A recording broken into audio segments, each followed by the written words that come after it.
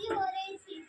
मैं सभी जानवरों को बुलाया, लेकिन चूहे को नहीं बुलाया। चूहा उदास हो गया और चूहे ने कहा, मैं भी अपनी एक पतली ढूंढूं का और शेर को भी नहीं बुलाऊंगा। तो वो चल पड़ा अपनी पत्नी ढूंढने। उसने देखा सूरज को रोशनी में एक आइडिया आया। उसने एक पेड़ के नीचे बैठ के तमस्या करी सूरज देव की। सूरज आके बोला, मैं तुमसे पहचानता हूँ, मुझे क्या चाहिए? हुआ बोला, मुझे कुछ चाहिए, मुझे अपनी बेटी से शादी करनी है। इस दुनिया में आपसे ताकतवर कोई भी नहीं, ताकतवर पुत्र की तलाश चाहिए। तो सूरज ने सोच के कहा, बादल मेरे से ज्यादा ताकतवर बादल है जो मुझे छुपा देते हैं। बादल ने भी वही जवाब दी। कहा, इससे ताकतवर तो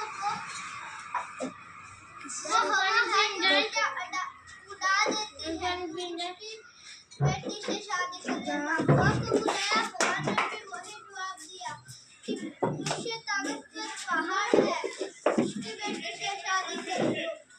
तो पहाड़ ने बुलाया, पहाड़ ने कहा, मुझसे ताकतवर वो चूहे हैं जो मेरे अंदर मिलकर के रह रहे हैं।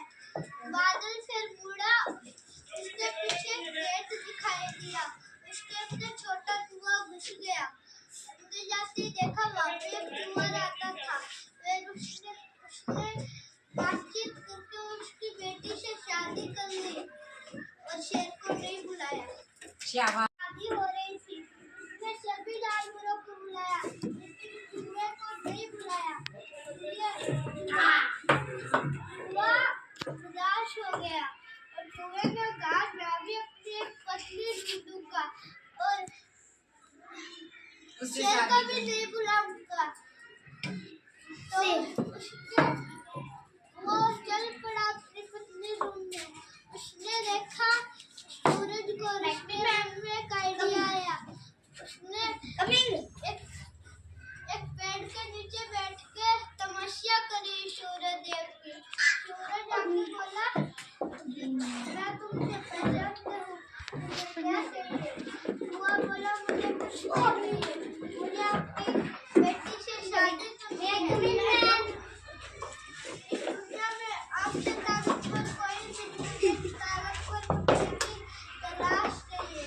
तो सूरज ने सोच के कहा, बादल मेरे से ज्यादा ताकतवर बादल है जो मुझे छुपा देते हैं। बादल ने भी वही जवाब दी। कहा, इससे ताकतवर तो वो हवा है जो उड़ा देती है। उसकी बेटी से शादी करना। हवा को बुलाया, हवा ने भी वही जवाब दिया कि मुझसे ताकतवर पहाड़ है, उसकी बेटी से शादी कर लो। तो पहाड़ ने बुलाया, पहाड़ ने कहा, मुझसे ताकतवर वो चूहे हैं जो मेरे अंदर मिलकर के रह रहे हैं। बादल फिर मुड़ा, उसके पीछे खेत दिखाई दिया। उसके अंदर छोटा चूहा घुस गया। अंदर जाते ही देखा वहाँ पे एक चूहा रहता था। फिर उसने बातचीत करके उसकी बेटी से शादी कर ली और शेर को नहीं बुलाया।